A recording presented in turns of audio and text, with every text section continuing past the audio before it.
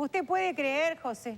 ¿Qué pasó? ¿Dónde está ese hombre? Y no se sabe. Más temprano empezamos a recibir unos mensajes que no se sabía si eran de SOS o qué sé yo. El agua lo debe haber... Sí, como él es tan botellas al azucarado, mar. lo debe haber derretido Sí, sabe un poco. que él sabía que usted venía, porque ayer Carolina le dijo, bueno, hoy la dejamos por acá porque ya mañana viene Pepe. Claro. Y yo no sé si... Lo afectó eso, puede ser. La verdad es que las averías no son con una sintomatología clara, lo que él declara. Pero además la voz por mensaje de WhatsApp, no fueron llamadas, fueron mensajes, no sé, Pepe. Hay que guardar esos mensajes por las dudas. Claro. Bien, perfecto. Así que bueno, tendremos el gusto de recibir en nuestro estudio a Magdalena Correa, que estará nanificándose, por decirlo así. Y nosotros estaremos acompañándonos aquí en piso y tendremos la posibilidad de recibir a Verónica Chevalier, que estará desde el móvil. Muy bien. Muy bien. El equipo femenino salió a la cancha sin averías y el varoncito allá quedó. Claro, a dar la cara. Una tormentita ya lo corre, ¿se da cuenta? Sí, Santa Rosa intimida mucho varonaje. Bueno, les voy a decir que Verónica Chevalier estará con Javier Aval, presidente de la Asociación de los Salones de Fiestas, porque hay un protocolo aprobado por el Ministerio y corresponde entonces que se empiecen a hacer los planes para reabrir algunos locales. Vamos a ver de qué manera. Sí, ellos dicen que es insuficiente, ¿no? Ya hay mañana hay movilización frente a Torre Ejecutiva. Claro. Ese será el móvil de nuestra compañera Verónica Chevalier. Por supuesto que vamos a hablar del ciclón extratropical que nos mandó Metzul, que parece que no es tan grave. Así que hay que estar atentos, pero no preocupadísimos. Y estaremos recibiendo al abogado Oenir Sartú, en este caso porque integra una lista de orientales, por así decirlo, que han firmado una carta de petición a una atención diferente. La carta va dirigida a los tres poderes y manifiestan una preocupación por las condiciones de vida establecidas a raíz de la emergencia sanitaria. No todo el mundo se lleva bien con la computadora, no todo el mundo quiere ser atendido de manera no presencial. Vamos a hablar de ese tema con él y vamos a profundizar en la carta. Y retomamos la visita de los técnicos de la clínica Albrecht Merhoff. Hoy viene el doctor Ricardo Baxi, que nos hablará de distintas opciones de lentes, pero no de estos de armazón, sino de los que van dentro del ojo, los y las lentes intraoculares. Y nos vamos al sacude, porque a pesar de tener mal tiempo, hay que ponerle buena cara. Por supuesto. Muy bien, María, que tengan un buen programa. Un beso. A usted, Pepe, por favor. Yo lo voy a llamar después, Piedad a ver qué es lo que le está pasando. Piedad para el compañerito caído. No debe estar mirando. No, debe estar durmiendo la siesta. Una siestita. ¿Te parece? Pero se va a saber. Todos les van a llegar los datos a él. Beso grande, María. Hasta Gracias. mañana. Hasta mañana. Bueno, amigos, comenzamos ya con el primer móvil y el primer aporte de nuestro programa. Nos adelantaba Pepe que no estaban muy conformes con este aval que ya había dado paradójicamente a la Asociación de Salones de Fiestas del Uruguay, el Ministerio de Salud Pública.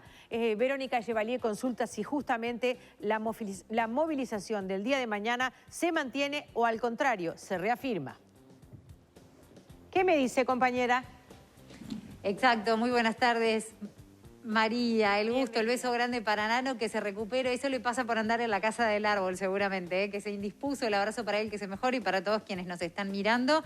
Y como lo decías, hay novedades con respecto a lo que son los protocolos para el recomienzo de la realización de fiestas infantiles, más allá de lo cual todavía se está trabajando y por supuesto quedan muchos detalles para definir, principalmente por parte de quienes son los propietarios de los salones de fiestas, que todavía reclaman y bastante con respecto a las condiciones a las cuales se llegaron. En este momento justamente estamos con Javier Abascal, que es el presidente de esta asociación de locales para la realización de cumpleaños, que nos va a dar los detalles de lo que pasó en la reunión de ayer y de todo lo que falta justamente para llegar a que funcione y que sea también algo no igual, pero por lo menos que se asemeje a lo que sucedía antes de la pandemia. Bienvenido a La Tarde en Casa. Buenas tardes, ¿cómo estás? Un gusto. ¿Qué fue lo que pasó en la reunión de ayer? Bueno, el procedimiento para terminar con el decreto presidencial que nos prohíbe trabajar es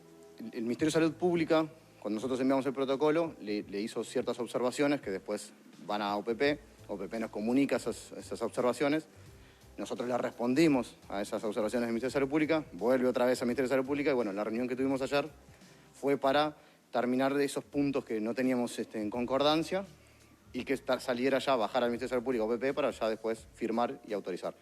Ayer lo que hablamos principalmente era el tema de la duración, el tema de la utilización de los juegos, el tema de la capacidad de los locales y bueno, llegamos a casi un acuerdo que faltan unos detallecitos, nos dieron 2 horas y media de cumpleaños en vez de 3, que es el estándar, y esa media hora generaría de repente algún tema con quienes en definitiva nos reservan los locales, entonces entendemos que tenemos que finiquitar esos detalles.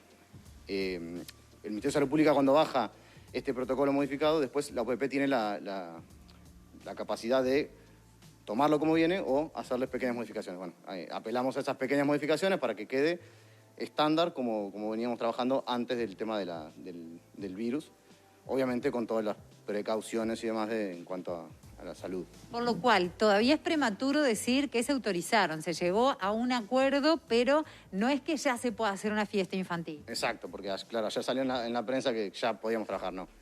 De hecho, hoy nos comunicamos con el Ministerio de Salud Pública porque los expedientes son electrónicos, faltaba que el Ministerio de Salud Pública actualice en el expediente lo que hablamos ayer. OPP cuando lo vea actualizado, ahí sí, tenemos la reunión o con Alfi o con Delgado, que es el que termina de decir, bueno, ok, cambiamos esto o no, firmamos y ahí sí arrancamos.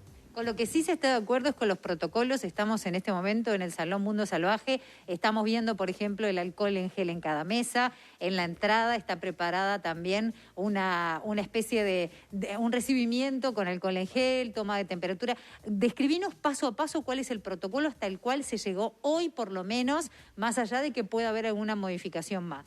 No es muy distinto al de cuando vas a cualquier tipo de comercio. Vamos a tener que tomar la temperatura de las personas. Tenemos obviamente la regla de que si alguien tiene más de 37.3 grados no puede ingresar al local. Bueno, la trazabilidad que tanto hablamos nosotros, tenemos obviamente la lista de invitados con su documento y demás. Luego, alcohol en gel en las mesas. De todos los juegos infantiles, lo único que nos pidió el Ministerio de Salud Pública que no se utilizaron eran los disfraces y las consolas de videojuegos, más que nada. Pelotero sí, por ejemplo. Todo eso sí, nos van a bajar una recomendación de cómo higienizarlo. Nos pidieron que los niños se suban tanto a cámaras elásticas como a inflables sin los championes, sin los zapatos. Después todo eso se higieniza con alcohol al 70% o con amonio cuaternario. La higienización en cuanto a todo lo que es baños y demás depende del nivel de uso. Por supuesto todo nuestro personal con las precauciones, con mascarilla y demás. El uniforme de nuestros empleados que se cambian cuando llegan. Y bueno, son recomendaciones que son sencillas que van a permitir el funcionamiento correcto de la gente y del trabajo que veníamos haciendo con los salones infantiles sin mayores cambios. Descartada la realización de bailes, no puede haber música. Por ahora no, en realidad presentamos otro protocolo para lo que es la parte de bailes, bodas y 15, que esperemos también tenga vaivén que vamos con el Ministerio de Salud Pública tenga a corto plazo también una solución para arrancar con ese sector en brevedad. Eso es importante que quede bien claro. Estamos hablando hasta ahora solamente de cumpleaños infantiles. Todo lo que tiene que ver con otro tipo de fiestas como bodas, 15 años, están previstos para una segunda etapa y requieren otra negociación y otro tratamiento con las autoridades, ¿verdad? Exacto. Es infantiles y reuniones familiares, también no es un cumpleaños. El Ministerio de Salud Pública recomendó que sea mayoritariamente de niños. En realidad también podemos hacer, hoy en día, con el protocolo que tenemos, que es el protocolo de bar, podríamos hacer, y hacemos de hecho, reuniones de cumpleaños de adultos y demás, o sea que hasta ahí vamos.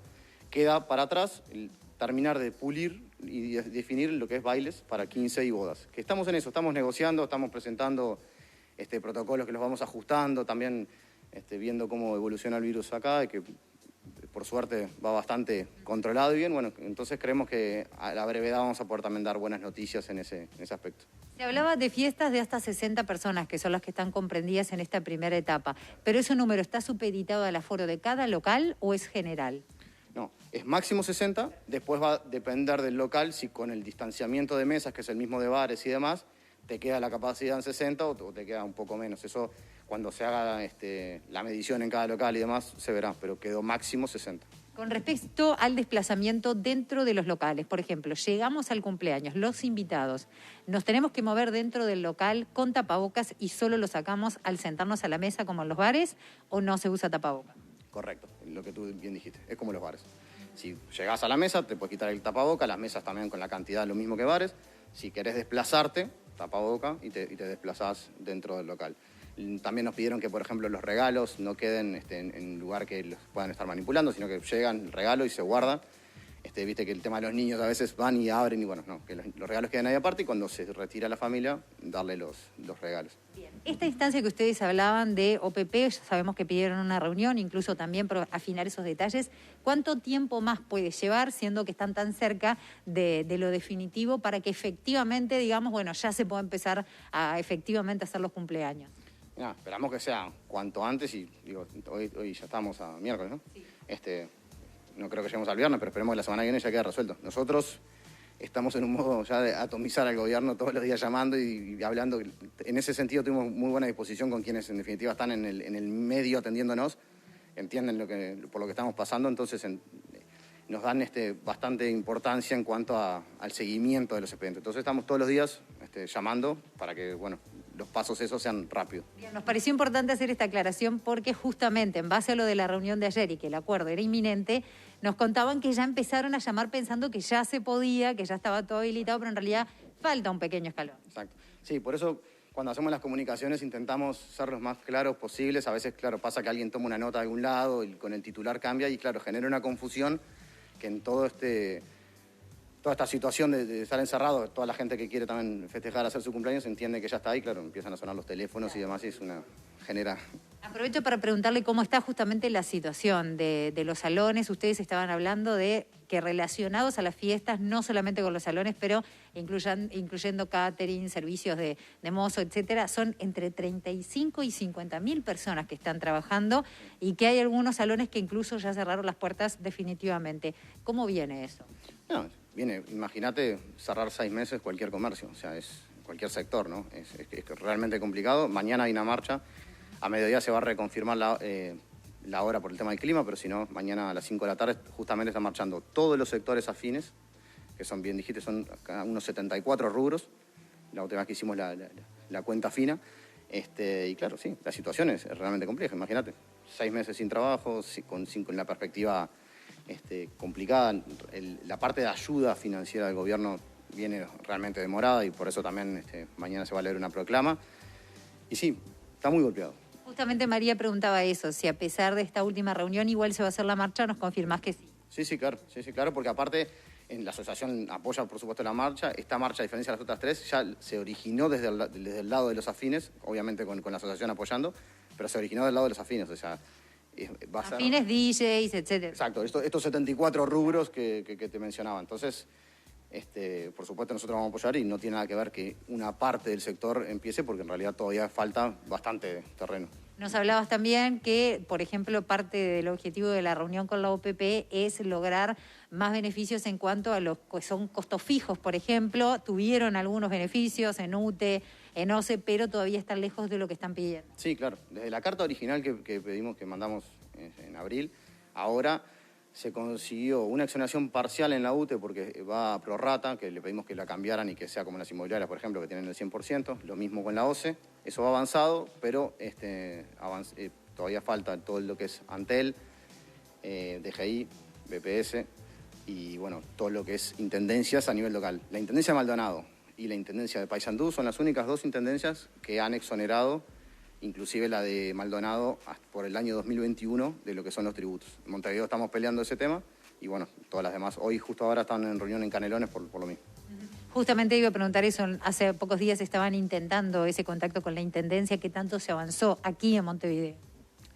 Tenemos contacto. El tema es que la parte difícil, y más ahora con el tema de las elecciones, es que se tome la decisión de apoyar al sector y que se den esas exoneraciones. La primera respuesta que tuvimos fue que la Intendencia no tenía dinero y que no podía hacer. Volvimos a insistir porque, sigue esto y se sigue demorando. Y también hay otro tema no menor, es que las habilitaciones que nosotros tenemos tienen un vencimiento. Entonces, le está pasando a algún colega que se le vence la habilitación y estuvo cerrado. Entonces, también le pedimos que hagan un corrimiento de todo lo que eran habilitaciones por el mismo tiempo que estuvimos cerrados.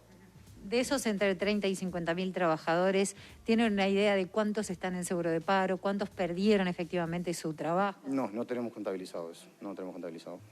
Sé que, como habrán visto, en la parte nuestra, los seguros se siguen extendiendo todavía.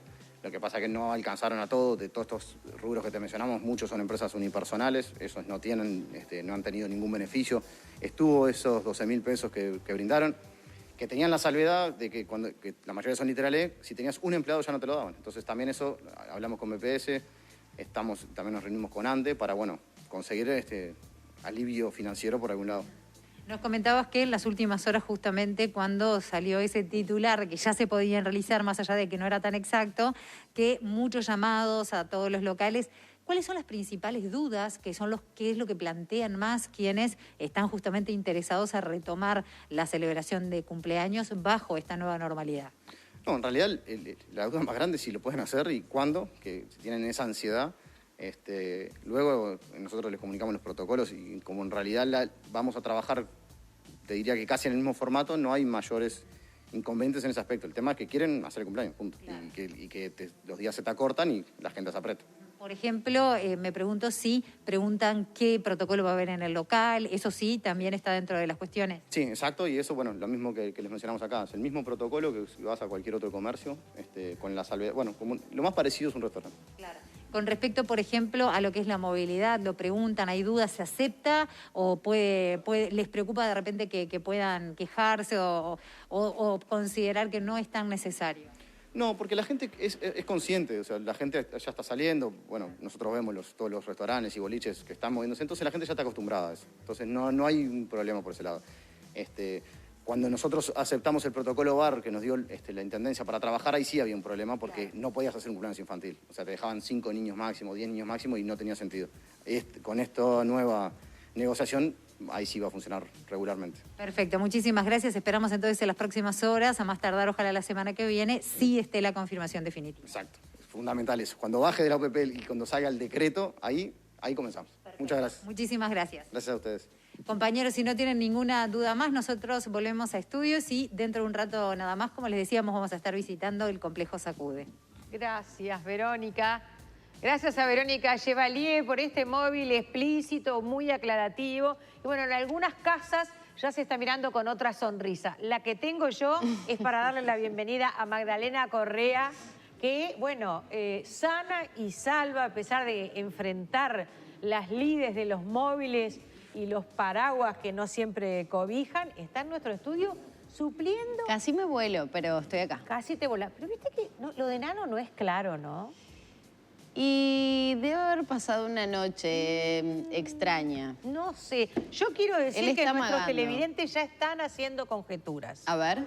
Ya están haciendo conjeturas. Porque él ayer anduvo con que quería una casa en un árbol, que era el sueño de su vida, y bajarse de la liana y no sé qué. La gente me parece que lo tomó con cierta eficacia. A ver, quiero leer Voy a ir a algunos comentarios que están acompañándonos en esta tarde donde tanta gente está preparando un bocadito. Elvia Magallanes dice, hola, tal vez Nano no se pudo bajar de la casita del árbol. Besos. Bueno, y también acá en interna, en el canal, ni les cuento. Estela dice, buenas y muy frías tardes y nos da la bienvenida. Anaíra Aznares nos envía una foto de unos pastelitos que tienen toda la pinta. Y Elizabeth nos recuerda que tiene unas tortas fritas con azúcar arriba y un buen cafecito como propuesta espectacular. Buah. Rico, una tarde así se presta. Se presta absolutamente. Para todo tipo de cosas de merienda. Con un cortadito, un chocolate caliente. En las que uno se permite más de lo que a veces debe. Miriam Mereles nos saluda desde Maldonado y dice que es con tortas fritas.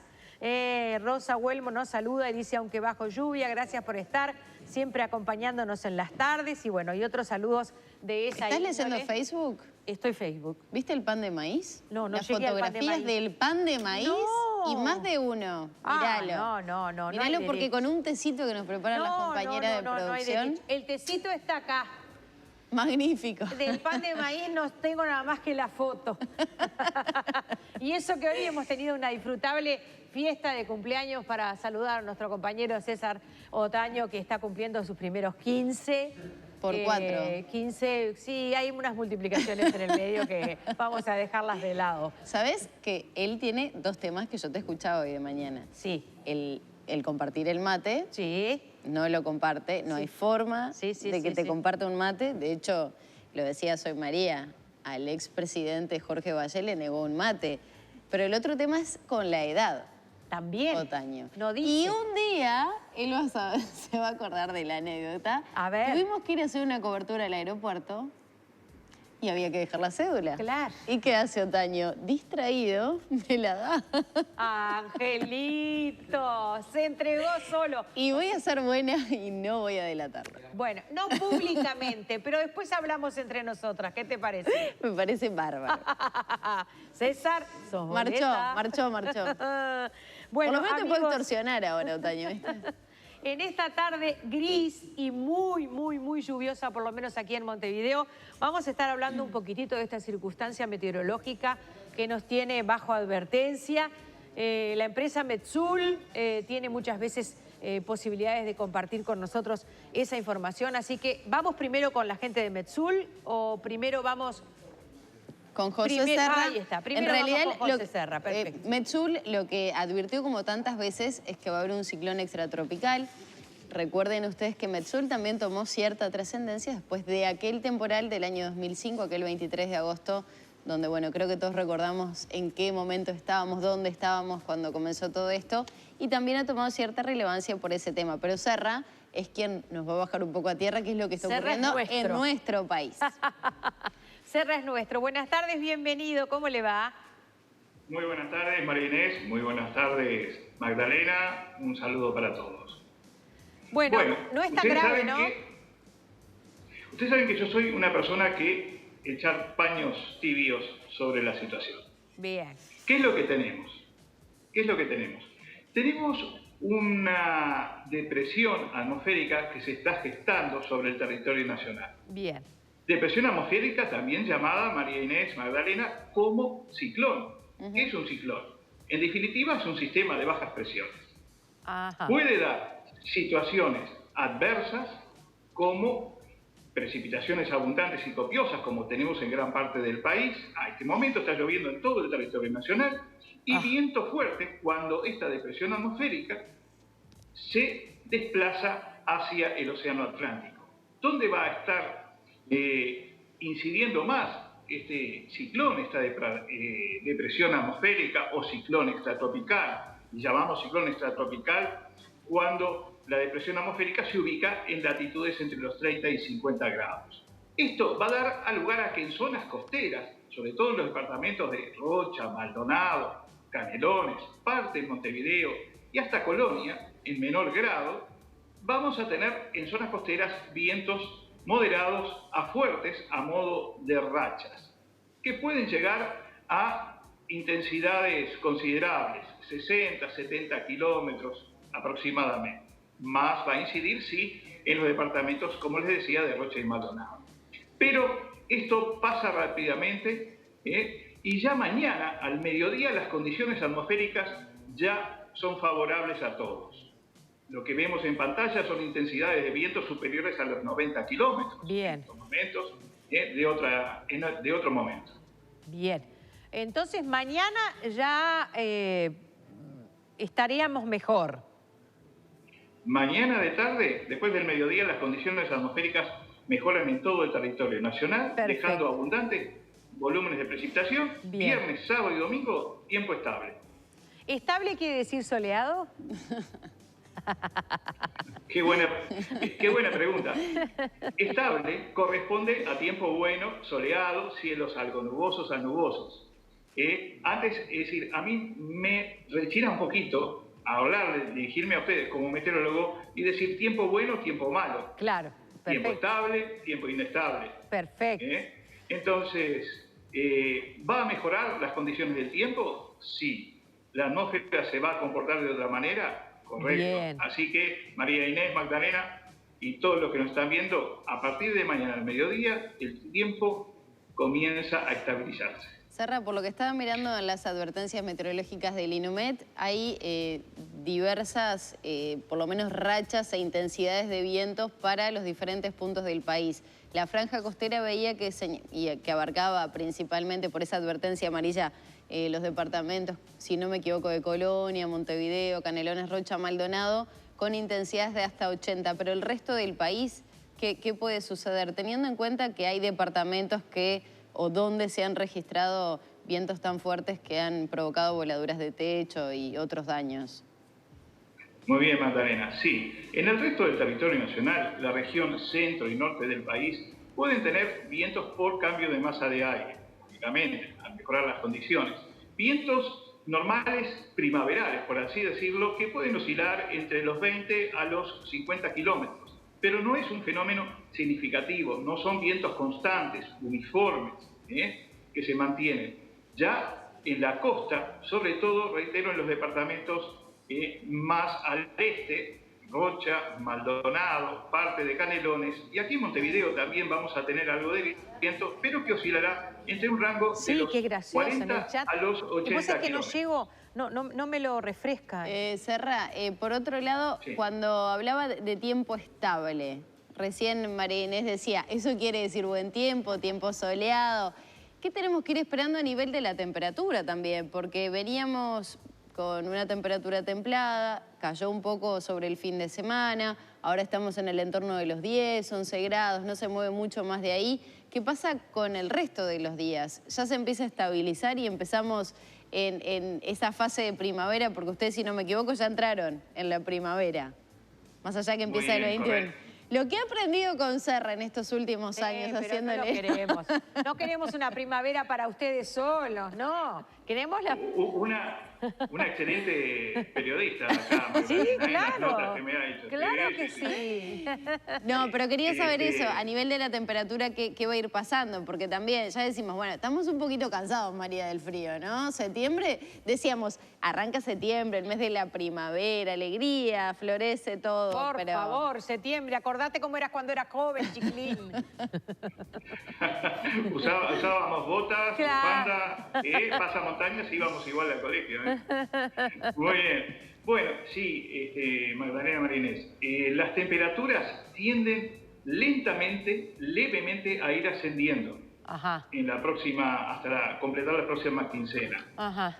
Temperaturas que, reitero, muy lentamente van a ir ascendiendo. Ya a partir de mañana en la tarde, las temperaturas comienzan a ascender levemente y se van a ubicar entre una máxima aquí en la capital de 13 grados, 8 grados la mínima, ya no son aquellas temperaturas mínimas muy bajas de 0 grados, 2, 3 grados negativos.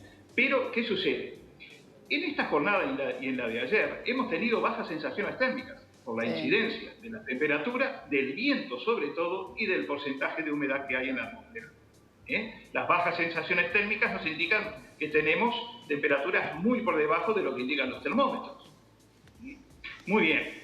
Ahora, la tendencia en la primer quincena del mes de septiembre es elevación de temperaturas y las precipitaciones van a ser moderadamente por encima el valor medio mensual en la región este y noreste del país. Ahora, en cuanto a perspectivas y tendencias, a estación, primavera, que desde el punto de vista astronómico ingresará de acuerdo a la inclinación del eje terrestre, aquí en el hemisferio sur, tenemos que la fase del Niño y de la Niña, la oscilación Atlántico Sur, va a dar lugar por el momento a una tenue incidencia del evento de la Niña, lo que conllevará a una ausencia significativa de precipitaciones entre el mes de octubre, noviembre y diciembre de este año. Ya venimos con déficit hídrico. Estos días compensó igual, ¿no? Porque cayeron en algunos lugares como hasta 100 milímetros. 92 milímetros en Paysandú, en Chapicuí. Tenemos en la región norte y noreste del país una media de 60 milímetros. En el sur poco y nada. Pero no solamente tenemos que considerar el agua que cae, la precipitación, también tenemos que evaluar la evaporación. Si en los próximos días, a partir de mañana jueves, las condiciones atmosféricas comienzan a evolucionar, dejando atrás la depresión, vamos a tener 4 o 5 días donde la evaporación y la evapotranspiración potencial en los cultivos comienza a ser alta. Tengamos en cuenta que tenemos más amplitud horaria de sol. Sería. Perfecto. Por último, le agradecemos muchísimo hoy. Solo le preguntamos si orejeando en el futuro ya puede decirnos qué va a pasar el domingo de elecciones.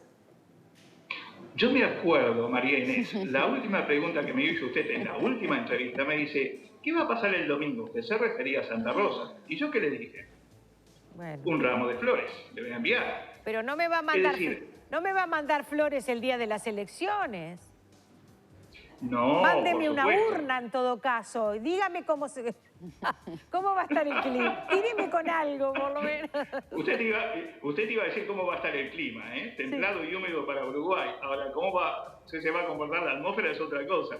Es decir, mire, estamos muy lejos todavía. Bien, perfecto. Estamos lejos. Y sería irresponsable de mi parte. Perfecto, no pasa nada. Retomamos el contacto la semana que viene o la otra. Me quedó solo una consulta, Serra. ¿Cuál va a ser la hora más complicada a nivel de vientos hoy? Sobre todo para las precauciones, ¿no? El tema de las macetas que quedan allí a mano, la ropa que de repente quedó mal colgada, se puede volar. ¿A qué cosas tenemos que atenernos? ¿Desde qué hora más o menos? Mire, yo entiendo, de acuerdo al análisis que uno viene haciendo y viendo la evolución, en las imágenes satelitales, cortes de altura, etcétera, a partir de las 10 de la noche hasta la madrugada del día jueves vamos a tener la mayor intensidad de viento en zonas costeras. Bien, o sea, de la noche, que es la hora más complicada. Bueno, capaz que hay menos circulación y movilidad, pero a veces uno está más distraído. Claro. No, es una hora compleja. No tiene nada que ver, les aclaro, esta situación con situaciones pasadas. Ni siquiera hace 15 años, a ustedes se acordarán, uno estaba afuera, lo que sucedió el 23 de agosto del año 2005. Tal cual. Muchas gracias, Serra. Que pasen ustedes bien. Igualmente, muchas gracias. Bueno, amigos, yo les voy a pedir a los compañeros de producción que nos ayuden porque nosotras hemos destapado una caja de Pandora de la que salen fragancias en su mayoría de cosas dulces, dulcísimas. Y eso que no está Tota acá con nosotros hoy. No, si estuviera Tota, explotan los celulares. Las que están hechas, la Tota y la Porota, son nuestras televidentes. Sí. No se puede creer la cantidad de fotos que nos han enviado de las delicias que están comiendo o cocinando. Y alguien dice que si Nano se repone, pase por su casa, que le queda cerca, y exhibe unos rolls de canela. ¡Ay, qué rico! ¡Qué rico! Si me leen, dice, algún día les mando. No, te leemos y te disfrutamos, no tenés que mandar nada, ahí no te preocupes. Estamos viendo, María, qué rico. Estos son unas donas que mandó otra persona, voy a ella. Ahí está, estos son unas donas de chocolate. Esta otra foto, había otra, estos son los rolls, Alguien que recién llegó y mandó su modesto, envidiable, platito de fideos tirabuzones que dijo recién estoy almorzando. Ahí está. Pero viendo la tarde en casa, todo está permitido. Además tiene un lindo caracú, te explico.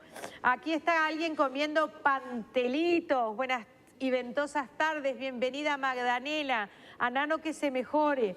Aquí pasando la tarde junto a ustedes y con el mate. Y algunas tortitas ya quedan pocas porque el viento me las voló. Nos dice Nancy con muy buen humor desde Florida, concretamente desde Cerro Colorado. Dándote la bienvenida. Así estoy. como el emoticón de WhatsApp, con la babita. Ese pan de maíz con pasas que también mandaron por WhatsApp es como una especie...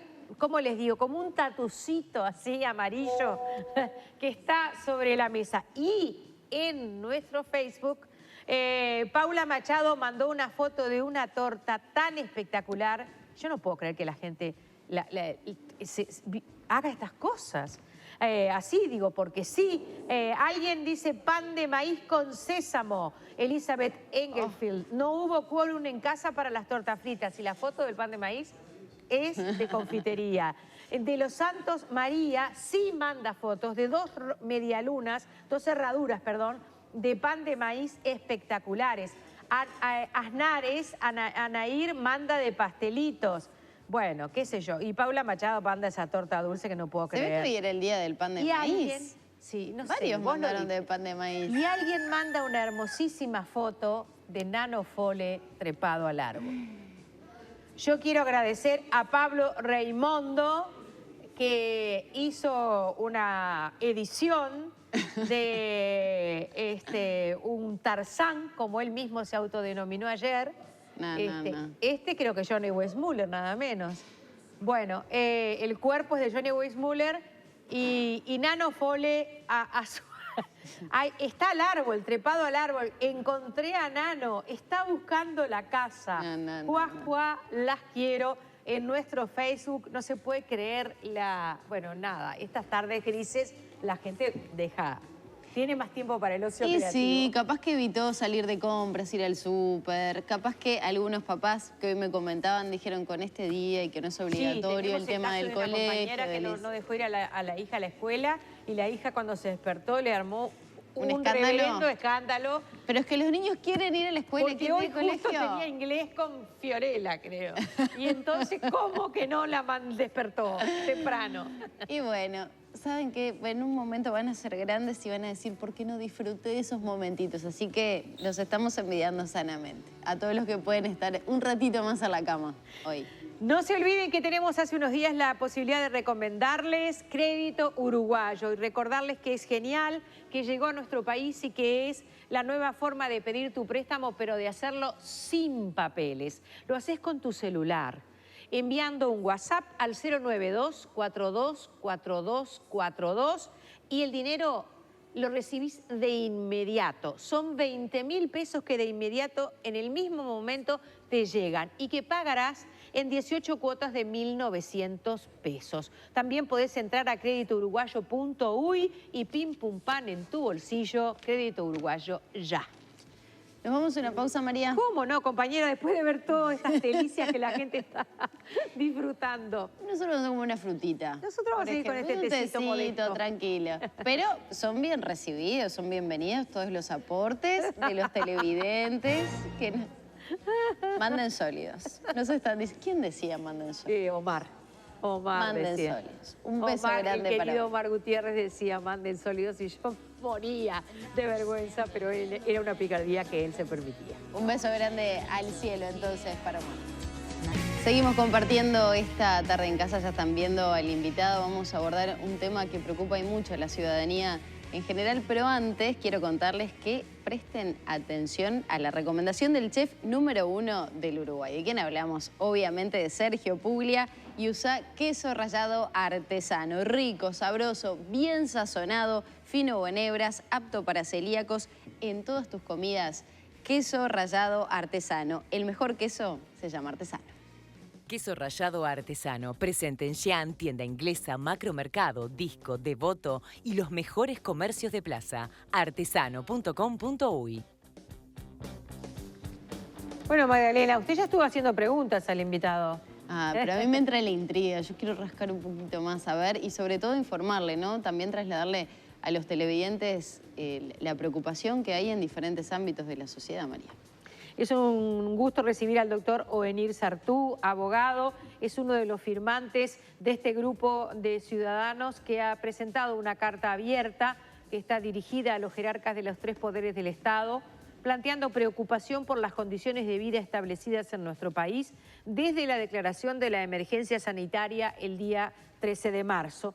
Así como también ha planteado que hay propuestas que entienden necesarias y adecuadas para la actual situación del país. Por ejemplo, restablecer el normal funcionamiento de las instituciones educativas, garantizando que todos los niños y adolescentes tengan posibilidad de ejercer su derecho a la educación.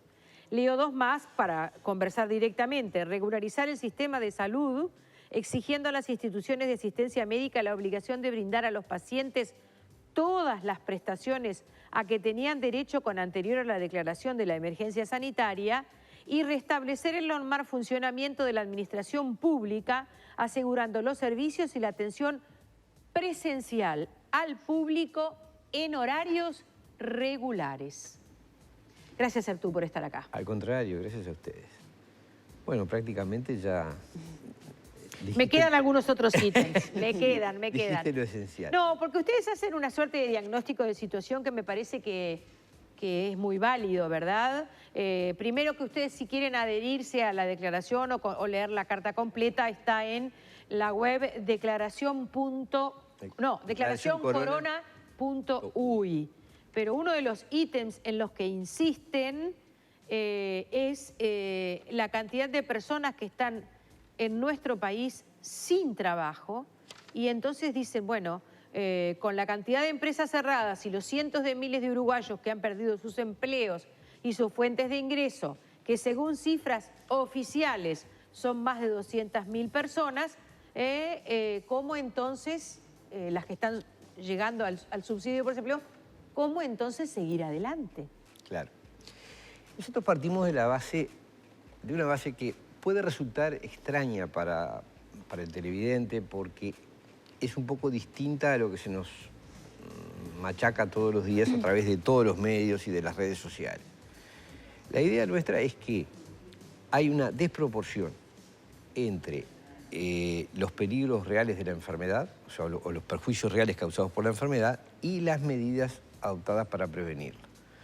Esto nosotros lo decimos pensando en Uruguay, donde felizmente los efectos han sido muy leves y no han superado los índices de mortalidad de otras enfermedades y de otras cosas.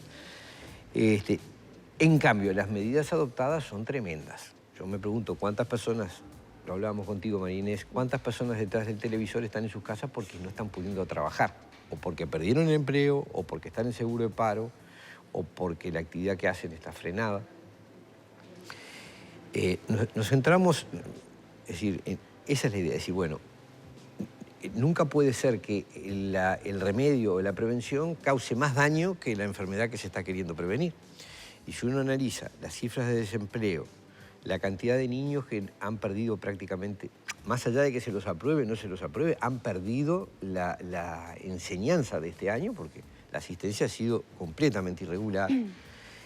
Los problemas alimentarios que está sufriendo la gente, es decir, todos sabemos lo hablábamos recién con Magdalena, las ollas populares que se habían creado, que algunas siguen funcionando, otras no. Yo les contaba el impacto que me produjo ver el otro día en la Plaza Libertad de noche con una camioneta distribuyendo comida y una larga cola de personas esperando para comer en horas de la noche, ¿no? Bueno, esto que para el Uruguay es desproporcionado a lo que ha causado la enfermedad, se está notando que también en el mundo es desproporcionado, porque por todos lados empiezan a aparecer datos que indican que las cifras de mortalidad y de contagio no son ciertas. Es decir, las cifras que se han difundido en Estados Unidos, en España, las que en Italia, hablan de los más de 25 millones de contagios y 800.000 muertos, ¿a esas u otras? Mira, te explico. Los contagios es hablar en el vacío más absoluto, porque el test que se usa da positivo para muchas cosas. Entonces, que te dé positivo el test no indica que tengas coronavirus realmente, que la infección sea coronavirus, no es determinante. Lo dijo el propio creador del test. O sea que hablar de cuántos contagiados hay... ¿Pero en Uruguay usted duda de las cifras? Lo que se puede decir... No, yo digo que las cifras que se dan no indican necesariamente... Es decir, lo que indican es casos que da positivo al test, que no es lo mismo que tener coronavirus, ni mucho menos que tener COVID-19. Es decir, cuando hablan de los casos asintomáticos y todo eso, es porque en realidad el test maneja cifras absolutamente imprecisas porque da positivo a muchas cosas. Ese es un primer tema que hace que el tema de contagios sea relativo. Y en cuanto a la mortalidad, bueno, las cifras están surgiendo, están apareciendo. En Estados Unidos revisaron el número de muertos, encuentran enorme incidencia de otras enfermedades en las muertes, una fuerte presión para diagnosticar como coronavirus, en fin, fallecimientos que podían tener otras causas u otras con causas. Es decir, cualquier persona que dé positiva se la considera muerta por coronavirus, cuando en realidad sabemos que hay enorme cantidad de positivos que no tienen esa infección. Usted dice que hay muertes diagnosticadas por COVID o que tienen COVID, porque muchas veces tienen que ver problemas cardíacos, enfermos oncológicos. Hay muchas muertes. Sí. Hay muchas muertes que se rotulan como por COVID, que en realidad aparentemente tienen otras causas. Y se basa en dos cosas que la Organización Mundial de la Salud indicó hacer. Una era considerar coronavirus todos los casos que dieran positivo al test, cosa que es errónea, y también los casos en que se presentaran síntomas similares a los del COVID. Esto funcionó en prácticamente todos los países del mundo. Yo igual estoy hablando del Uruguay, somos uruguayos, y la realidad nuestra es la que tocamos. Sí, sí señalo que tiempo al tiempo está empezando a aparecer información que relativiza los efectos a nivel mundial del coronavirus. Las tasas de mortalidad en los distintos países, todo indica que esa supuesta enfermedad terrible no era tal. Pero bueno, esto se dilucidará después. Yo lo que digo es que en el Uruguay, no sé, tenemos 40 personas que han sido catalogadas como muertes por COVID y tenemos 200.000 personas en seguro de paro, miles de chiquilines que están perdiendo un año de enseñanza, gente que no está siendo atendida por otras enfermedades. Esto es una cosa, conozco varios casos de personas que deberían tratarse o recibir cierto tratamiento médico y se lo suspenden o se lo prorrogan porque las condiciones en que están trabajando son atípicas. La resistencia a hacer consultas, visitas a domicilio, esto lo vi y puedo demostrarlo. Es decir, uno llama por un niño enfermo y le contestan que bueno, que esto, que lo otro, y que espere y no viene el médico. Es decir, va con la consulta por teléfono. Eso es una cosa absolutamente inadmisible, ¿no? En un sistema de salud que funcione. Y llevamos ya 6 meses en esta... Ahora, Sartú, me queda una cuestión de cuando usted hacía el planteo del tema respecto a las medidas drásticas que ha tomado el país. Acá, por ejemplo, no hubo cuarentena obligatoria. Sí se cerraron varias actividades o se postergaron. Por ejemplo, comenzaron las clases y enseguida se suspendieron por algunos meses. Pero no tenemos la cuarentena obligatoria que tal vez tiene Argentina u otros países, ni tenemos las situaciones drásticas que se dan, por ejemplo, en Perú, con ese desborde que hay en materia de sanitaria, en fallecidos. Cuando uno empieza a analizarlo con el resto de la región, ¿son medidas drásticas que se toman en el país? Me imagino que ustedes lo toman desde las consecuencias que hubo. Yo digo que la información internacional hay que tomarla con pinzas, ¿no? Porque el drama era Italia, después España, después Estados Unidos, después Guayaquil, ahora es Perú, no lo sé. ¿Qué pasó en Guayaquil? No sabemos. Un día esa información desaparece y el drama, el epicentro deja de estar acá y pasa a estar en otro lado. Es muy raro cómo se maneja la información internacional. Pero lo que tú decís es una gran verdad. Es decir, Uruguay felizmente adoptó un criterio sensato, y eso hay que reconocérselo al gobierno, adoptó un criterio sensato. ¿No? Si uno se compara con Argentina, por ejemplo, y realmente... No, y el acatamiento de la población también, ¿no? Porque más allá de la cuarentena, la mayoría se cuidó un poco en sus hogares en ese primer momento donde se podía dispersar ese virus. Sí, eso asumiendo que fuese el riesgo tal como se planteaba. Yo digo, en el Uruguay, a ver, en Argentina están encerrados hace 6 meses y resulta que supuestamente tienen unas cifras de mortalidad infinitamente peores que las de Uruguay. Y Uruguay no hubo encierro, en Suiza tampoco, y no pasó nada dramático. O sea, la primera conclusión que uno saca, bueno, el encierro no sirve para nada, porque en el estado de Nueva York, por ejemplo, no el presidente, pero el alcalde ordenó el encierro inmediato y sin embargo se supone que tiene unas cifras de mortalidad. Ahora esas cifras están siendo cuestionadas. Sacaron al responsable del sistema de salud, el doctor Fauci, y están reconsiderando los casos tipificados como coronavirus en Estados Unidos. O sea, la información internacional hay que tomarla. ¿Y eso porque están en tiempo electoral y a Trump no le conviene? Bueno, es posible, pero tampoco le convenía que estuviera. Digo porque estoy hablando con un hombre de la política. Claro, y este hombre, pero en realidad este mismo responsable de la salud estuvo durante todo este periodo de la gestión de la pandemia siendo un adversario político de Trump y siguiendo una línea que Trump discutía públicamente. Es una cosa extraña. Ahora cayó y viene otro y se van... En todos lados está produciéndose movimientos y discusiones sobre qué pasó. ¿Podemos pensar en un redactor único de esta carta? No, esta carta fue redactada por una persona, pero no viene al caso. Es decir, el escriba fue una persona, pero la concepción, las ideas que están ahí fueron discutidas por los, creo que 16 firmantes iniciales. ¿Que se reunieron en algún lugar? Nos reunimos. ¿O fue una reunión virtual? Bueno, todos somos gente que habíamos escrito públicamente cuestionando las políticas. Todos los que firmamos originalmente habíamos manifestado a nivel de medios de comunicación o de artículos nuestra discrepancia con los criterios seguidos en general en el mundo con respecto al tema de la COVID-19. Vamos a dar los nombres entonces, porque son los que funcionan como el disparador. Oenir Sartud, que nos acompaña, Luis Anastasia, Fernando Andach, Rafael Baice, Alma Bolón, Fernando Di Luca, Ana María Fernández, Carlos Agadea, Diego Julián, Óscar Larroca, Marcelo Marchese, Aldo Mazzucchelli, Gerardo Menéndez, Mariela Michel y Ney Peraza junto a Julio Porley. ¿Habían hecho ustedes y algunos se conocieron a raíz de la carta?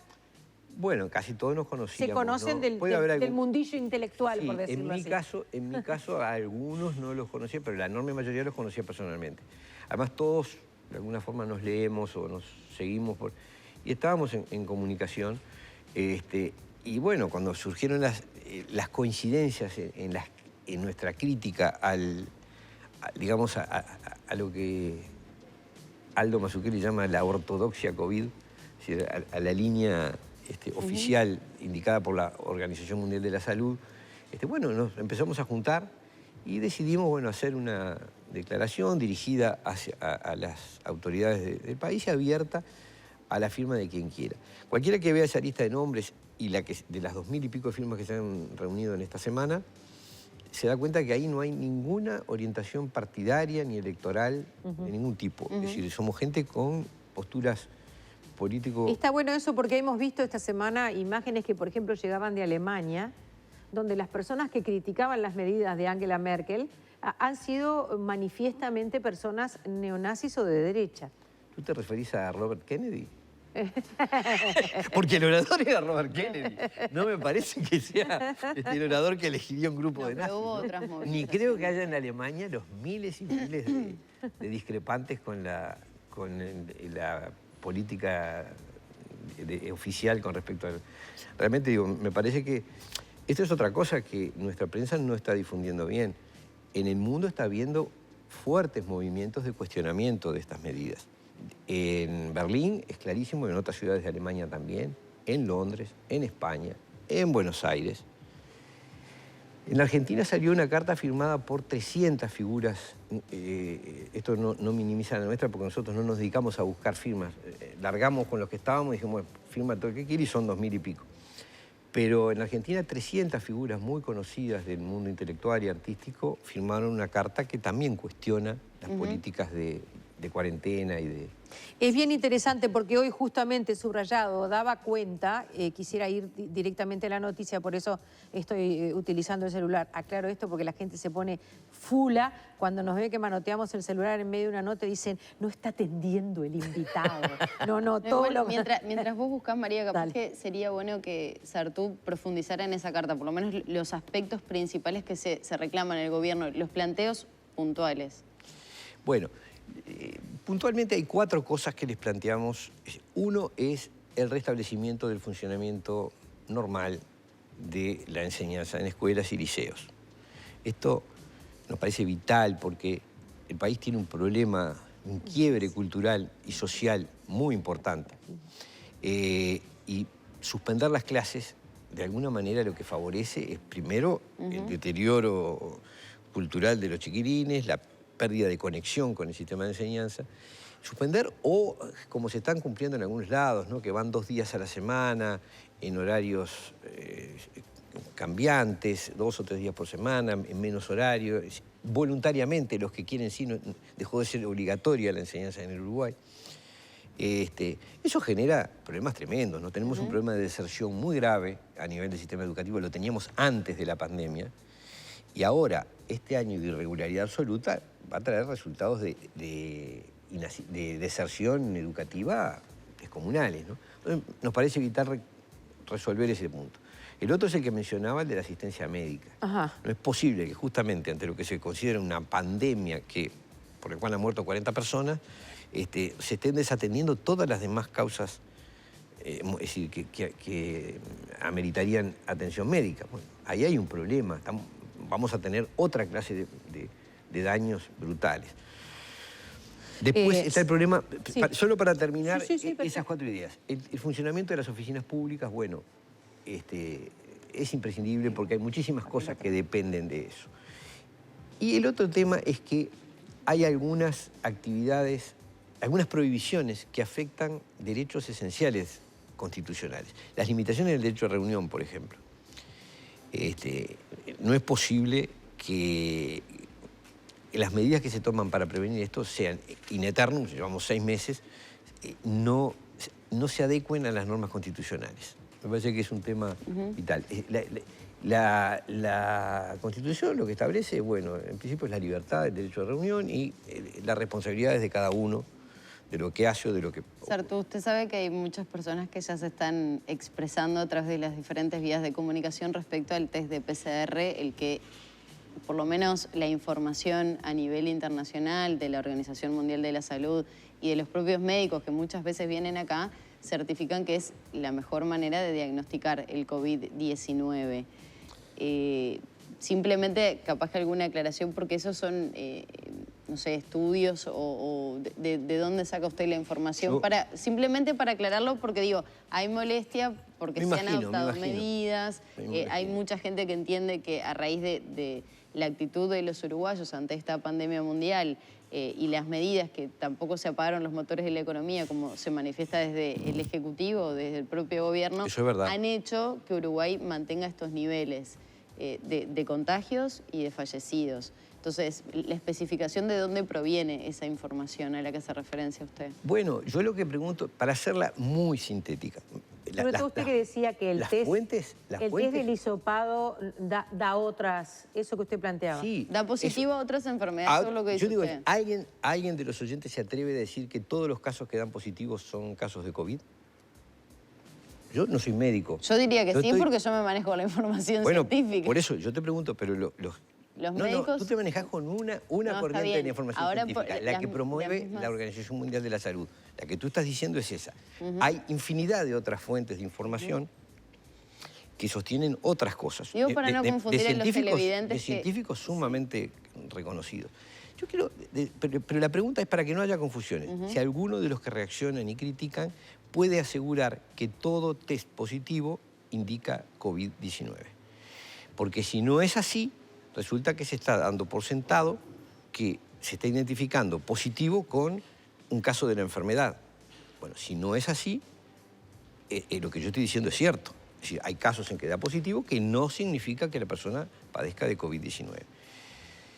Esta información yo lo advertí de entrada, les va a chocar porque usted no sabe los improperios que están cayendo sobre su figura y la nuestra. Me imagino. Cosa que agradecemos a las compañeras de producción. Yo me imagino. Cuando firmamos esa carta, asumimos que esto iba a generar problemas. Cualquiera sale en televisión y dice lo que quiere. Por ejemplo, lo dice Ana Fierro. Qué vergüenza, relativizando la cantidad de muertos y de enfermos, contradiciéndose usted mismo, da pena. El estudio de este hombre, bueno, perdón, acá es otro tema que no quiero decirlo. Por favor, este señor abogado no es médico. ¿Cómo puede hablar con ese desparpajo? Está igual a Bolsonaro, a Trump, por favor. Hay miles de muertos. Es horrendo que pueda hablar así. Bueno, yo digo, cada cual puede decir el disparate que quiera. No, pero no es un disparate. A la gente habla desde el dolor. Yo también. Sí, pero no es verdad. No es verdad, porque muchos de los que dicen esas cosas no les ha pasado absolutamente nada. Pero se han quedado por lo menos sin ir a una fiesta, que ya es más que una molestia, ¿no? No, sí, pero la fiesta... Hoy en Subrayado, eso era lo que yo quería decir o venir, Hay un médico, que no sé si es de una corriente o de la otra, porque a mí eso de las dos bibliotecas siempre me rechina, porque al final todo se justifica, que es el doctor Julio Medina, que manifestó su malestar con las personas que no respetan el distanciamiento social. El doctor Julio Medina, que tiene una responsabilidad institucional, es director de la Cátedra de Enfermedades Infecciosas de la Universidad de la República e investigador de la Agencia Nacional de Investigación e Innovación, ANI. Bien. Es decir... Yo, naturalmente, lo aclaré de entrada, no soy médico. En estos temas me manejo con la información y con las fuentes que uno puede, a las que uno puede acceder.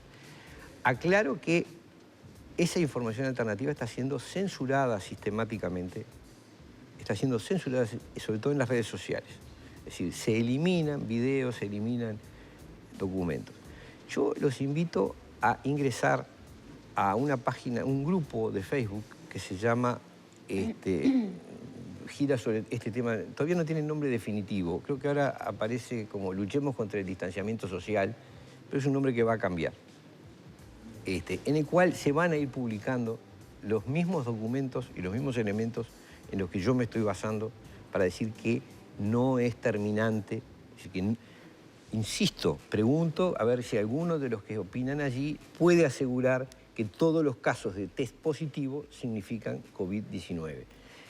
Porque si no es así, se están tomando medidas de una radicalidad extrema en muchos lugares en base a un test que no es seguro. Hay una cosa Tenemos que quiero... terminar para cerrar, yo sé, por favor. y quiero, hay una cosa que... Lo que pasa es que algunas de las cosas que leíste son muy lesivas y tengo derecho a responderlas. Yo estoy hablando acá, yo soy abogado, tengo muchos años de actividad en temas sociales y políticos, y estoy reclamando un derecho que como ciudadano tengo, que es el de decidir con quién me reúno, qué hago, el exigir que mis hijos reciban la escolaridad a la que tienen derecho, el exigir que nuestras libertades se respeten. Entonces, de lo que estoy hablando como persona, como ciudadano, a lo que tengo derecho, y además soy abogado, o sea, me dedico a defender derechos de ese tipo. Entonces, si a mí alguien viene a cortarme las libertades en base a argumentos sanitarios, yo no tengo más remedio que verificar si esos argumentos sanitarios son tan serios como se dice. Y de la lectura que hago, una lectura, no solo yo, sino mucha de la gente que está conmigo en la carta, venimos analizando documentos a nivel internacional, emitidos por autoridades científicas no oficiales, no de la Organización Mundial de la Salud, nos indican que esa información no es confiable y que no justifica las medidas que se han tomado en gran parte del mundo. Reitero, felizmente en Uruguay se ha sido sensato y se tomaron medidas moderadas. Así y todo están dañando nuestra vida en gran forma. Y es hora de reconsiderarlo, de repensarlo y ver cuáles pueden ser levantadas, cuáles de esas medidas pueden ser levantadas. ¿Esta carta la recibiría el presidente de la República? Seguramente. ¿Cuándo? No tenemos la fecha, es decir, está librada a que otra gente adhiera y después veremos cuándo se lo vamos a hacer llegar. De todas maneras circula, no tengo ninguna duda de que los destinatarios de la carta ya la conocen. Me consta. Doctor Sartú, gracias por su presencia. No, gracias a ustedes. Vamos rapidísimo porque estamos súper atrasados. La carne de cerdo de Camposur proviene de animales nacidos y criados en sus propias granjas. Recuerden que todos han recibido alimentación natural. Son productos libres de gluten, tienen menos grasa y son cortes de carne de cerdo premium envasados al vacío. Hamburguesas de carne vacuna y de carne de cerdo. Garantizar el origen de su carne con un 100% de trazabilidad. Camposur, de nuestra granja a su mesa. Y yo me estoy desayunando de información especial para mí, que tengo como 4, menos 4 en este ojo. Use el otro, compañera, no se preocupe. Ah, pero este también está fallado. Pero hay montones de técnicas que ya nos va a estar ampliando el doctor, María. Sí, le damos la bienvenida y es una alegría. Doctor Ricardo Baxi, gracias por estar acá. Gracias. Contra viento, marea, temporales e inundaciones. El representante de hoy de la clínica, profesor Albert Meroz, nos va a hablar de opciones de lentes intraoculares. Y acá los ojitos de Magdalena se pusieron a brillar. Porque acá hay de contacto, es lo que pasa. Ahí está. Ahí de contacto y acá de armazón. No, estos van adentro del ojo. Los lentes intraoculares son los que se utilizan en los pacientes cuando se operan de catarata. ¿Verdad? Bien. Primero que nada, recordar por qué se usa un lente intraocular. Porque a veces algunos pacientes nos preguntan, bueno, yo me opero la catarata y si no me pongo un lente, ¿qué pasa?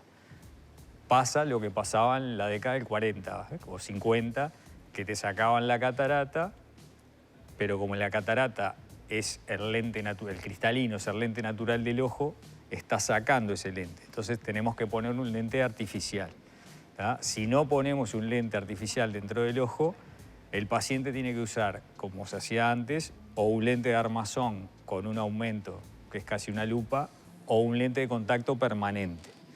Entonces, a partir de la época que se entraron a colocar los lentes multifocales, ya la calidad de vida es muy superior. Bien.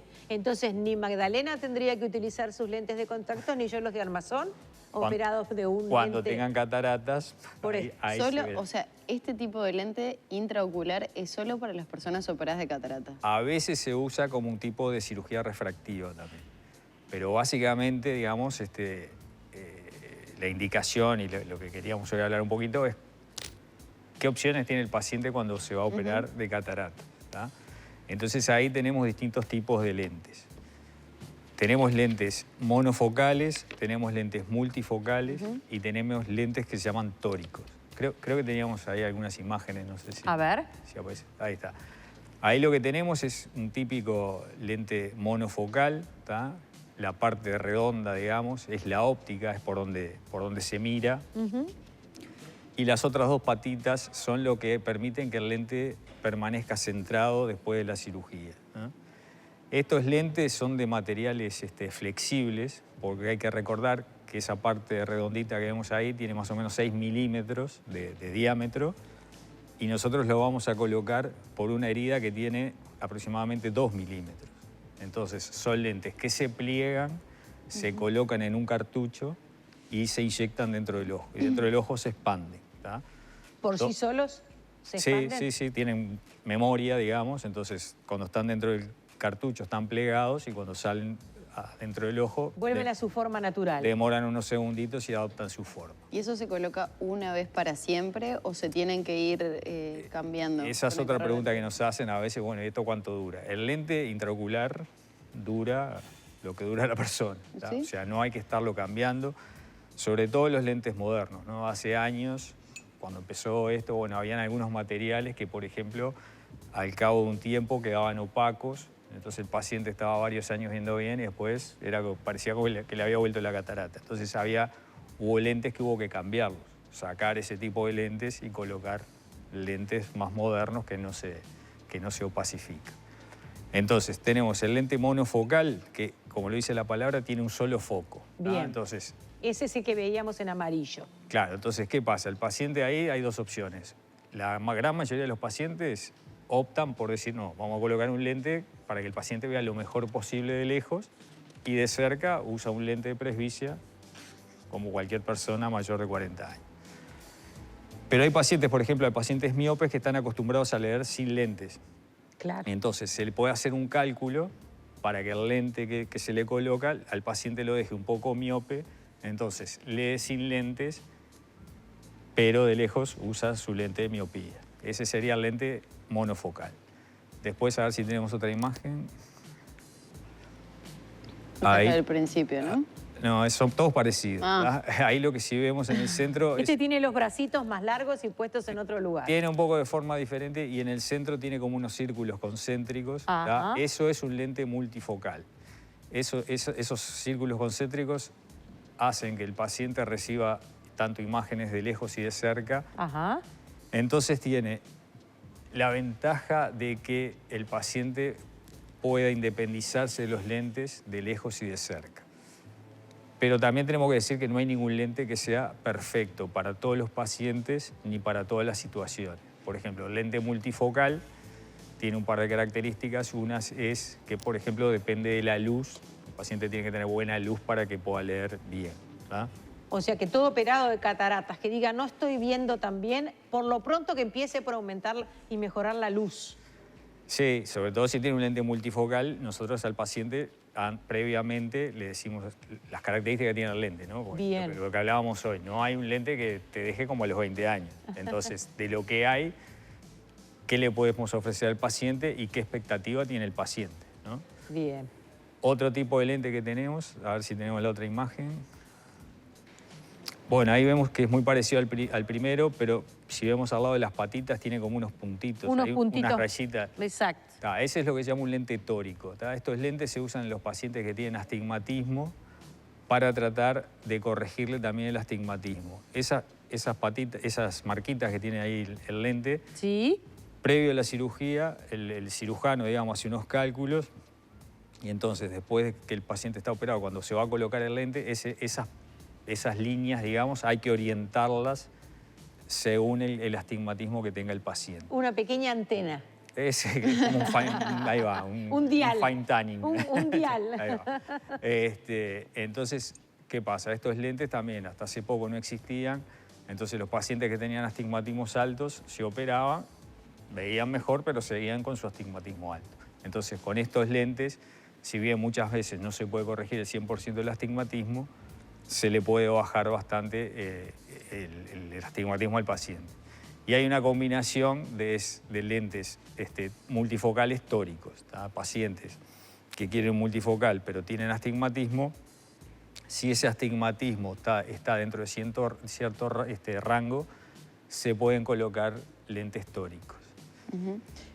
Doctor, porque hoy se lo pregunté al principio y me dijo que no radicalmente, pero yo tenía parte de la información que decía que sí. Dice, los lentes pueden colocarse a los pacientes que se van a operar de cataratas y no desean usar lentes de armazón ni para lejos ni para cerca, también pueden colocarse en pacientes que no tienen cataratas. Claro, es lo que decíamos, se pueden usar en algunos casos de... Bueno, no me quedó claro, capaz que... No, se pueden como un tipo de cirugía refractiva.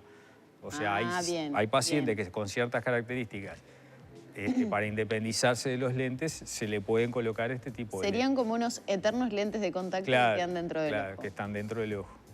Pero eso depende de la edad del paciente, de las características que tenga. Pero entraría dentro de las cirugías refractivas.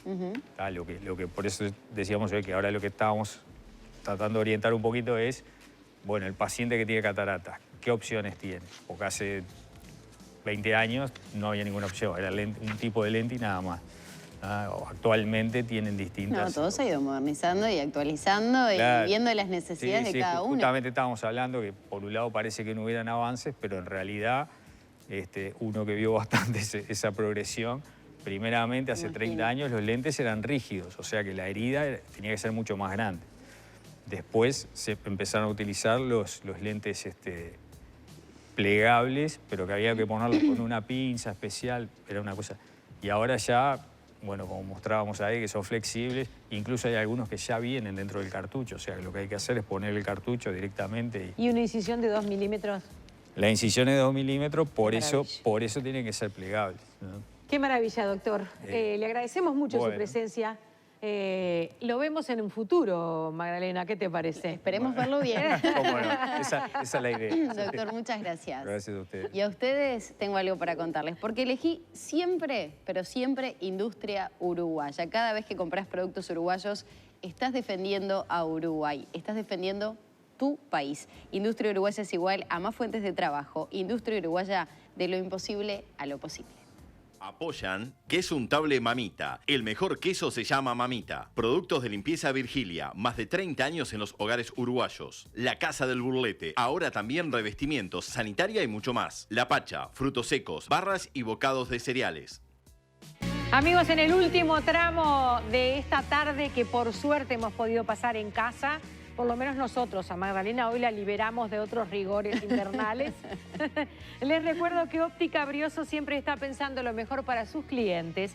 Y si sos jubilado o pensionista, te ofrece un descuento increíble en todos sus productos. 20% de descuento en contado o en débito. Tarjeta de crédito, 10% de descuento. Recordando siempre que estos descuentos no se incluyen en otras promociones de Óptica Brioso. Óptica Brioso, San José 1260, 2902-5051, Ciudad de Canelones, Valle Ordóñez 161. y 33 536. Seguinos en redes y entérate de todas las promociones. Y pobre Tota hoy. Ahora doblete. sí, equipo completo, ¿eh? Doblete, pobre Tota. Pero está bajo techo.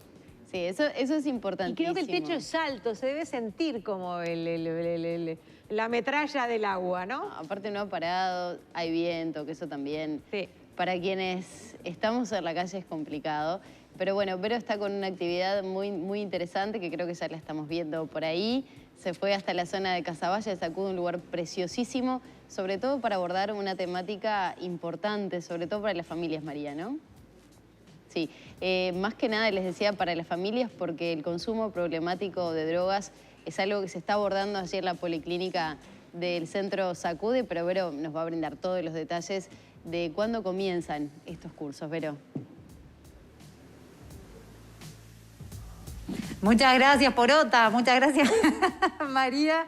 Y sí, como lo decían, estamos bajo techo, por suerte, porque la verdad la ciudad está inhóspita, mucha lluvia, viento, está muy, muy frío en las calles de la capital, pero aquí hay mucho calor de ese que es como un cobijo que se siente en cada rinconcito de este complejo Sacude, que vamos a ir visitando las imágenes de Sebastián Fernández, y que ha cambiado, como todo, en esta nueva normalidad, por ejemplo, con un protocolo sanitario que vamos a cumplir a cabalidad, pasando por acá, por esta alfombra sanitaria. Hola, un gusto. ¿Qué tal? Un gusto. ¿Tu nombre? Leticia. Me va a matar, porque no iba a hablar, pero encantada.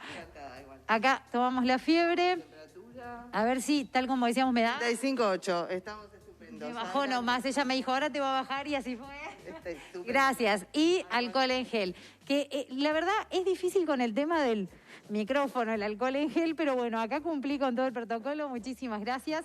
Y así es ahora la entrada a este Sacude que estamos visitando, que como les decíamos, suma a esta nueva normalidad, además de todas las actividades que realizan siempre una serie de cursos y de talleres que nos pareció muy interesantes dar a conocer, porque van a estar empezando los próximos días y decidimos venir antes justamente para eso, para que puedan formar parte, para que se puedan anotar. Pero para aquellos que no los conocen, vamos a empezar con Ever para que nos diga qué es el Sacude. Bienvenido, un gusto. Hola, buenas tardes. Un gusto para... El Sacude es comunidad. Yo lo defino de esa manera. Es primero, es un poco de historia del barrio municipal y de la zona. Y después, como verán, el Sacude está cumpliendo 10 años. En un año bastante especial. Estamos celebrando los 10 años. Y bueno, con los protocolos sanitarios de este año y todas esas cosas que debemos cumplir, muchísimas actividades, muchísimos talleres que a partir de julio se reiniciaron, volvieron a tomar cuerpo, digamos, en las actividades, limitados, digamos, en el aforo, los distintos talleres deportivos, culturales y de salud. ¿Cuáles son, por ejemplo, las actividades deportivas que se están realizando ahora? Actividades deportivas tenemos fútbol femenino, fútbol masculino, básquetbol, voleibol, hay handball también, distintos talleres, está la escuela de pelota al medio a la Esperanza, que se hace con el Club Defensor. O sea, a nivel deportivo son varios talleres que se están realizando. ¿Qué están haciendo en cuanto a lo cultural? Gimnasia. Gimnasia también, gimnasia para adultos y para adultos mayores. Atletismo para niños a partir de los 6 años hasta la edad que se quiera. Es importante eso, ¿no? Que haya un espacio también para todos y que puedan hacer parte de este lugar y convertirlo también en un centro para todo el barrio de encuentro. Es un centro de encuentro, por supuesto. En este momento limitado, porque no solo las actividades se realizan, sino que realizamos encuentros a veces de distintas cosas. Pero sí, en este momento tenemos más de 20 talleres que tenemos cupos con los cuales se pueden comunicar a la página web del complejo, porque hay lugares. Talleres que eran muy numerosos y los hemos dividido, hemos separado para que pudiera haber capacidad para atender a todo el público. Estamos viendo, por ejemplo, también una biblioteca, estamos viendo una huerta comunitaria. Una huerta comunitaria, sí, este es un proyecto que empezó ahora hace poco, lo de la huerta comunitaria, que a su vez está trabajando en huerta comunitaria y reciclaje. porque, por ejemplo, se recicla plástico, todo un montón de cosas para trabajar en la huerta, pero a su vez para hacer otro proyecto también de reciclar y reutilizar las cosas y que no tengamos lo que sufrimos generalmente, el problema de la basura. La gran pregunta, ¿es solo para el barrio o cualquier persona se puede acercar si le interesa alguna de estas actividades? Realmente cualquier persona se puede acercar, de todo Montevideo. El complejo está abierto a cualquier persona que quiera venir. Perdón, dije Montevideo, cualquier persona que quiera venir, no solo de Montevideo. El complejo es abierto, puede venir cualquier persona. En este momento lo único que tenemos es la limitación que nos impone la pandemia. ¿Qué significa eso? Que tenemos que cumplir el protocolo a la entrada, tenemos que tener la gente anotada en lista, tenemos que tener un registro. Si viene alguna gente por algún tema especial, tenemos que registrar nombre, tomarle un número de teléfono, por si llegara a surgir algún, ojalá que no, un contagio, alguna cosa, poder comunicarnos y hacerle seguimiento. Perfecto, muchísimas gracias. Y dentro de todas las actividades que se están realizando aquí en el SACUDE, tenemos algunos talleres específicos como este que empieza la semana que viene, que nos pareció muy interesante. Aldo, contanos de qué se trata, porque está orientado específicamente a familiares de personas que tienen consumo problemático de drogas. Bienvenido. Bueno, muchas gracias. Antes que nada, agradecerles este espacio. Para nosotros es muy importante llegar a la mayor cantidad de personas para así poder informarles y trabajar específicamente con ellos. Los talleres para familiares de personas que usan problemáticamente las drogas tienen la intención un poco de trabajar sobre dos aspectos centrales. El primero, el familiar, muchas veces el consumo, el uso problemático de drogas genera consecuencias, sí en la persona obviamente, pero además también a nivel social y familiar, donde las personas tienen niveles de ansiedad o de depresión bastante elevados. Un primer objetivo entonces es trabajar y compensar esos niveles. Un segundo objetivo tiene que ver con trabajar sobre aquellas actividades que al familiar a veces le hacían muy bien y lamentablemente por la situación de vida que están viviendo dejaron de lado para contemplarse específicamente en el familiar que usa drogas. Además, y esto es bien importante que lo sepan, es que no hay mejores resultados en términos de adherencia y en términos de efectividad que si existe el involucramiento familiar para que la persona usuaria problemática de drogas asista a dispositivos asistenciales, sea de internamiento o sea de ambulatorios. Entonces, esa es otra cosa que también se trabaja en esos talleres en sí.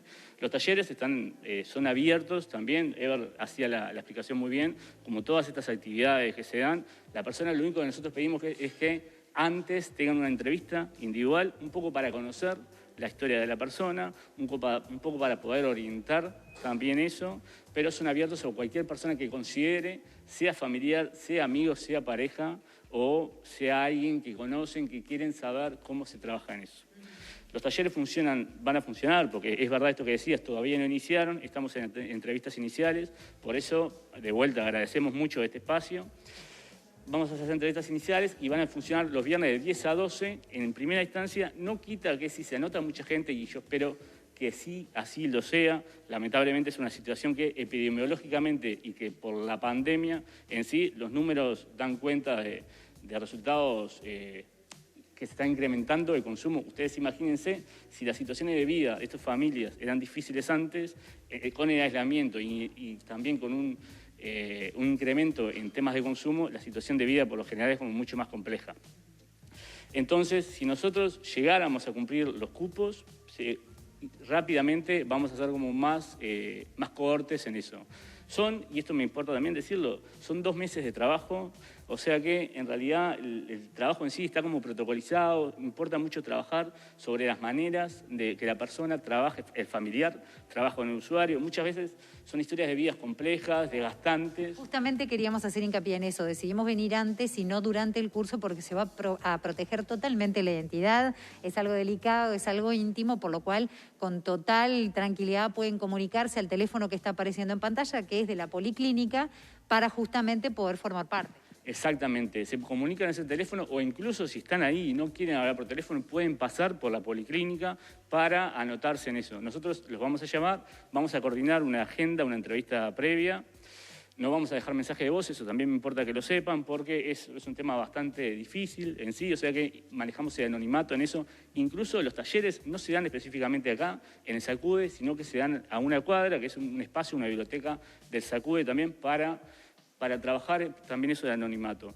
Las situaciones de vida son difíciles, o sea que en eso también queremos trabajar y hacer hincapié. Y es muy importante lo que decís, porque por lo general se enfoca el cuidado en la persona que sufre el problema, pero todo lo que genera en el entorno y tener herramientas para saber cómo ayudar y ayudar a quien está como familiar viviendo esa situación es clave. Es clave. Muchas veces el desgaste que tienen de muchos años de usuario termina haciendo que la persona en sí, pase lo que pase, sea la gota que derrama el vaso todo el tiempo. Entonces nosotros lo que intentamos hacer es recomponer esos vínculos, incluso a veces en entrevistas individuales interfamiliares. O sea que se cita a la usuaria, al usuario, a la usuaria y al familiar y se hace una entrevista familiar en ese sentido. Son totalmente gratuitos, como tú lo decías, familiares, amigos, parejas, quien sienta que necesita trabajar en eso, que necesita ayuda u orientación, puede formar parte. Tal cual, son gratuitos y son abiertos. Sí, eso, las personas vienen y se anotan. No implica tampoco cuando hay, porque esto es importante también, hay veces que hay como un desconocimiento, si la persona tiene un uso problemático o no, pueden venir esas personas también. En la práctica pasa mucho que familiares tienen la duda, nosotros vamos a trabajar específicamente más que nada en el vínculo con ese usuario y cómo poder hablar esos temas. A veces son temas tabú que ninguna de las dos partes se animan a hablar y entonces es un tema de trabajo de esos talleres también. Es una buena instancia entonces justamente para dar ese paso, para sacarse dudas, para encontrar ayuda y por qué no también para vincularse con otras personas que atraviesan una situación similar, que vaya que se ayuda también. Sí, tal cual. El año pasado lo hicimos, este año nos hubiera gustado hacerlo antes, pero por la pandemia no pudimos hacerlo y la verdad es que el año pasado dio muy buenos resultados en general. Perfecto, Aldo, muchísimas gracias, Heber, a todos quienes nos recibieron por aquí. Nos decían, esto en una época común hubiera sido un hervidero, son muy pocas y contadas las personas para cuidar todos los protocolos, pero ambos, muchísimas gracias por estos minutos. Y bueno, ojalá sean varias las personas que se puedan comunicar con el teléfono que tienen en pantalla o en todas las redes del SACUDE, pueden acceder a la información o los diferentes contactos para formar parte. Muchísimas gracias y nosotros volvemos a estudio. Chicas, será hasta mañana.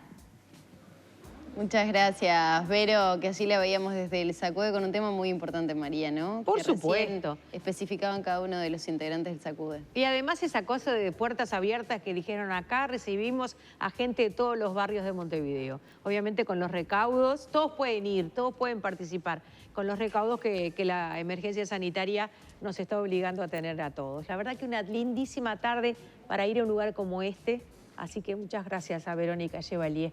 Que a pesar del mal tiempo, de la lluvia, del viento, estuvo ahí. Estuvo ahí al firme. Bueno, María, antes de despedirnos te cuento que Helpline es la primera empresa de teleasistencia en Uruguay. A su tradicional sistema de su teléfono pulsera se le agrega un nuevo producto que es teleasistencia para dentro y fuera de su domicilio. Helpline está siempre junto a usted para asistirlo en cualquier lugar del Uruguay. Con Helpline estás protegido a donde vayas las 24 horas del día. Helpline, 20 años junto a usted, al alcance de un botón. Asesórese 2707-4677. Helpline.com.uy. Bueno, para despedirme les voy a pedir que me acompañen en saludar a Santiago Mele, este golero uruguayo que ha vuelto al país, vino desde Ankara, donde estaba allí trabajando en un cuadro justamente como golero y que nos acaba de escribir y nos saluda y que nos está viendo con su abuela, que es una deliciosa dama, conga mediante. O sea que esa es una actividad, hablando tanto de gastronomía, que se puede dar también compartiendo la tarde en casa. Exactamente. No sé por qué Silvio me dice con esta tarde ideal. Pero bueno, sí. Yo espero que Santiago, que está muy acostumbrado a ganar, porque tiene un espíritu competitivo como todo buen deportista y bueno... ¿Le estoy ganando a la abuela, pobrecita? No, eso te iba a decir, me temo que le quiera ganar a la abuela. Yo diría que... a las abuelas es difícil ganarles a la conga. Yo diría que seguramente acá está perdiendo y de la peor manera. Que tiene una relación divina. Divina, a quien divina, lo tenemos divina, en redes lo vemos. A menudo, a menudo. Bueno, yo aprovecho, ¿sabes qué? Vale. A mandarle un beso a mi abuela, que Perfecto. siempre nos está mirando. El otro día te vi una foto lindísima con ella. Sí, porque celebramos los 87 de Alba. Apenas. Qué maravilla. Y está cuidando a su hermano, que ahora está con algunos quebrantos de salud. Ella lo cuida, él que es el menor. Un beso grande al tío Raúl también. Bueno, nos estamos despidiendo, María. Nos estamos despidiendo y déjenme mandarle un abrazo grande y un lindísimo beso a la mamá de Silvio Rienzi, a la querida señora Leonor, que seguramente nos está acompañando porque sabe que acá, en esta cucaracha maldita, está la voz de su hijo. Acá, sí, lo tenemos acá, pero acá lo tenemos en la parte mala. Usted y yo sabemos que tiene mucha parte buena. El musicalizador, el sonidista siempre... Respeten al jurado. Muy bien, muy bien. ¿Y no los veo, no los escucho. Ah, es Petty. Claro. Es Petty. ¿Cómo que no? Y esa es la palabra de Silvia Rienzi, que dice no los veo, no los escucho. Hasta mañana. Un beso grande a Romy Perecini, que es su cumpleaños también.